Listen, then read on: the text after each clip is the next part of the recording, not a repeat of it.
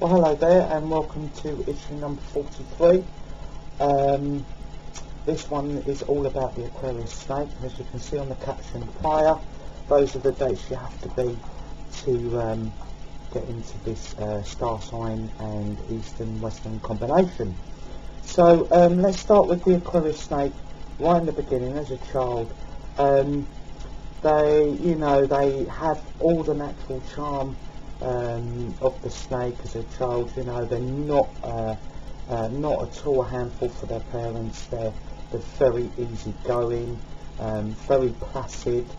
But when they get into the school arena, if we take it from the very early days, they could be looked upon as a little bit lazy, and that's a bit unfair. But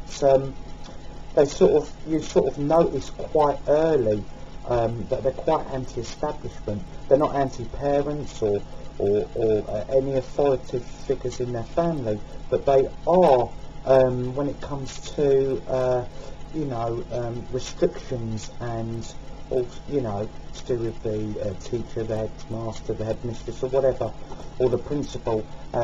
They're quite anti-establishment very early, and this is prone to this gets them seen as being a little bit difficult, that they don't listen, or a little bit on the lazy side. They tend to temper this down as they go on a bit later through school,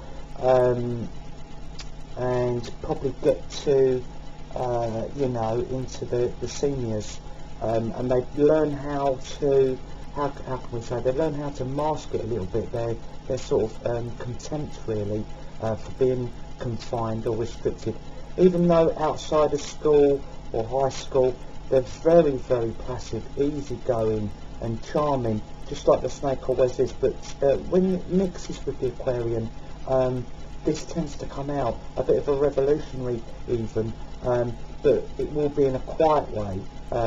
It's sort of a show of no faith really, and can be quite disconcerting for teachers. But as I say, for their parents, siblings, grandparents, anything like that, they have utmost respect. They're not a problem outside of this area. So we're taking them through, they may have been labelled as lazy or something like that, and then they're going into their college years or university years. They're very capable studiers, when they do get their head down, and when they find something they want to do, and they'll be very interested in medicine, science, psychology, that sort of thing. They could very well be your psychiatrist you're talking to, because the brilliant thing about them is where the snake has the natural charm, they can walk into a room and they may just smile, or they glide in, male or female, they can just glide in and then notice. With the Aquarian attached to the snake, it's a little bit more difficult to notice, and when you notice, it's if you get into conversations, they're so velvety and quietly convincing in the way they speak. Their manners are impeccable, and you will notice this maybe at a party gathering or in a social event, and that's when all the snake charm comes out, and it really meets up well with the Aquarius, and that's when, as I say, you see that fantastic persuasiveness that the snake is so renowned for.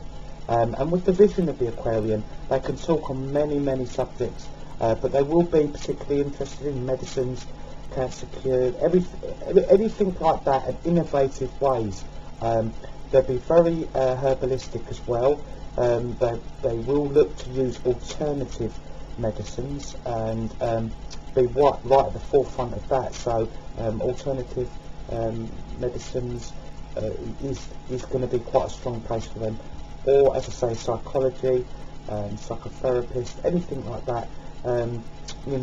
They are going to be outstanding, because they will put you at ease. You will want to talk.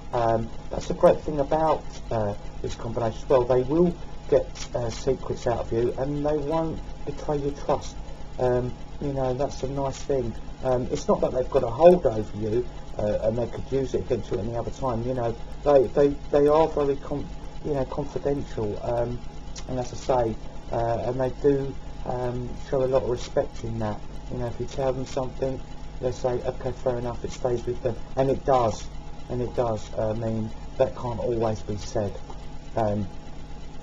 So if we look at them in relationships, well, the snake is prone to be seductive, likes to be seduced, likes everything about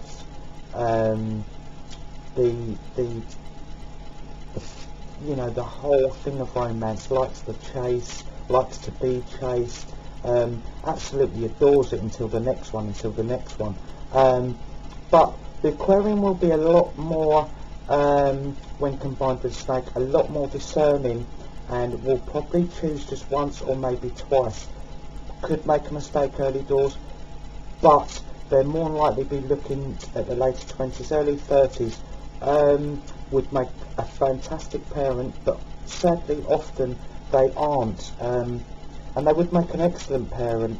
You know, the nurturing snake and the visionary Aquarian does make a very thoughtful parent, and a very exciting parent, in the sense of there'll always be something, you know, to talk about, and they will treat their children, you know, very well. Won't talk down to them.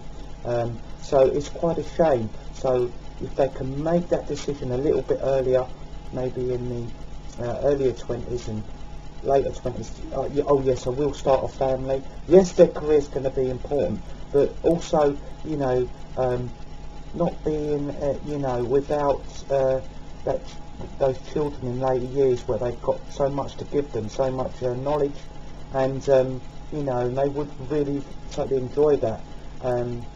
Aquarians can be a little bit scared of becoming a parent, because they feel, oh, is this going to sort of alter, you know, alter my perception of my goals? So, you know, but they do make great parents in an unorthodox way, but it's always exciting. So I would advise the snake Aquarius to maybe start a bit sooner than they may have imagined. And if we look at the partners that are fantastic for this combination, well, you won't go far wrong with the very hard-working rooster. The brilliant innovative ideas of this Aquarian snake can sometimes need a lot of energy, and who more to go to is the rooster. They will back you all the way, and they will always see the good in the snake, and vice versa. The snake always have a very soft spot for the roosters and for their integrity and their hard work ethic. So we've got a look for the Libra rooster, the Gemini rooster, and also the Aries rooster. That's a fantastic combinations there for them. And also we want to stay in the ox family. Likewise, the ox, very conscientious and nice and peaceful, will go about it a bit slower, and that's fine with the snake. The snake won't mind taking its time, so that's a very good understanding partner for the ox. You know, the ox sometimes has to think long and hard about you know, decisions, maybe a lot longer than some others, but the snake's, you know, very patient and has the wisdom and says, okay, yeah, you take your time, and they do feel very at ease with each other and make a great combination. So if we look for the Libra ox, we look for the Gemini ox, the Aries ox, and also the Sagittarius ox. If we look at who to avoid, well, it's going to be pigs. Any pigs, any combination of those, it's not very good for either side at all. The snake sometimes thinks the pigs, and the majority of all the signs of them, are a bit holier than thou. Although they may do things wrong in private, they don't like to be seen to be doing wrong. And the snake likes to be a bit, how shall we say, a bit less worried about what other people think, and they clash a lot there. So I would advise nothing to do in that area, absolutely not. If we go to health reasons with the Aquarius snake, rheumatism can be quite a problem. Cold weather for this combination really can be a problem, and also you've got to look at the legs, you've got to look at varicose veins maybe, or circulation problems, but they tend to be set off quite badly in the cold.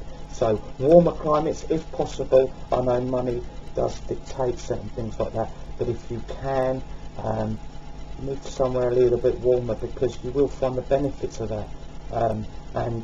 Sadly, the older the snake Aquarian gets, the more problems they do get in that area naturally with the aging process, and so that is one to look at. So try and get in a warm climate, and if you are a snake Aquarian, the very best of luck to you, and goodbye, and I'll see you in the next issue.